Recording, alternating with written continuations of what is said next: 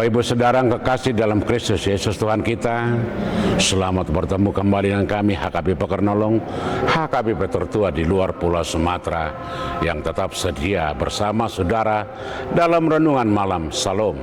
Dan untuk memulai renungan ini kita berdoa. Bapa kami yang di sorga, Bapa yang kami kenal di dalam Yesus Kristus, yang layak disembah dan dipuji, karena Engkau yang harus disembah dan dipuji atas segala pemberian-Mu dan berkat-Mu yang senantiasa kami terima setiap saat. Malam ini kami bersama-sama dengan Engkau, biarlah Roh-Mu yang memampukan kami untuk mengerti apa yang Tuhan inginkan dari hidup kami. Di dalam Yesus kami berdoa. Amin. Saudara-saudara yang kekasih dalam Kristus Yesus Tuhan kita, renungan untuk kita hari ini, hari Senin 10 November 2025, sebagaimana ditetapkan HKBP, kita ambil dari Wahyu 5 ayat 9 hingga ayat 14, dan yang menjadi pembimbing ayat yang ke-10. Demikian firman Tuhan. Dan Engkau telah membuat mereka menjadi suatu kerajaan dan menjadi imam-imam bagi Allah kita, dan mereka akan memerintah sebagai raja di bumi. Demikian firman Tuhan. Saudara-saudara, dalam renungan ini Rasul Yohanes melihat bagaimana anak domba Allah, yaitu Kristus, dimuliakan karena telah menebus manusia dari segala bangsa, bahasa, dan suku. Teks ini menyatakan bahwa mereka yang ditebus dijadikan Kristus menjadi suatu kerajaan dan imam-imam bagi Allah. Artinya orang-orang percaya bukan hanya diselamatkan, tetapi juga diangkat untuk mengambil bagian dalam pemerintahan dan pelayanan kepada Allah. Menjadi kerajaan berarti umat tebusan hidup di bawah pemerintahan Kristus, tunduk pada kasih Kristus dan kebenarannya. Sementara menjadi imam-imam berarti mereka diberi hak dan tanggung jawab untuk bersekutu dengan Allah, mempersembahkan hidup sebagai korban yang kudus, dan menjadi perantara kasih serta kebenaran Allah kepada dunia. Renungan ini mau mengatakan bahwa menjadi kerajaan dan imam-imam itu artinya orang-orang percaya akan memerintah di bumi. Itu artinya bahwa Allah telah menunjukkan janji kemenangan dan partisipasi umat Allah dalam rencana pemulihan dunia. Sejak awal memang Allah menyampaikan keinginannya, menyampaikan rencananya, dan melaksanakan apa yang Tuhan inginkan kepada dunia melalui manusia. Dapat kita katakan bahwa manusialah yang menjadi alat Tuhan untuk melakukan kehendaknya. Tetapi seiring dengan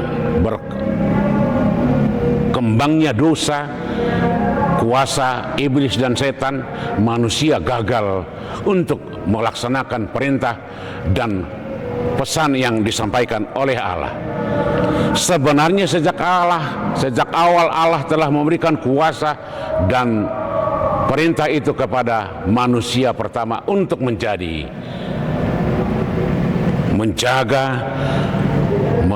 memelihara, dan menguasai seluruh ciptaan. Tetapi manusia gagal. Itulah yang disebutkan oleh penulis Rasul Yohanes ini, bahwa di dalam Kristus kuasa dan perintah yang telah diberikan kepada manusia pertama kembali ditegaskan dengan menebus manusia yang telah berdosa, dikembalikan kepada wujud sebenarnya dan diangkat menjadi ahli waris kerajaan dan menjadi imam-imam dalam kerajaan Tuhan. Karena itu saudara-saudara, kalau orang-orang percaya merasa sudah ditebus dan diampuni dosa-dosanya. Ini menegaskan bahwa orang percaya mempunyai identitas baru, yaitu umat Allah, hidup di bawah kuasa Allah, dalam otoritas Kristus, hukum Kristus, yaitu kasih, damai sejahtera, dan sukacita. Mereka bukan lagi hamba dosa, bukan lagi hamba iblis, bukan hamba kejahatan, tetapi menjadi warga kerajaan Allah yang diperintah oleh Kristus. Hukum Kristuslah yang diberlakukan dalam setiap kehidupan. Kemudian diangkat menjadi imam-imam, yaitu yang mempunyai peran untuk memikul peran ganda, mempersembahkan dan penyembah sejati, mempersembahkan dan membawa persembahan kepada Tuhan.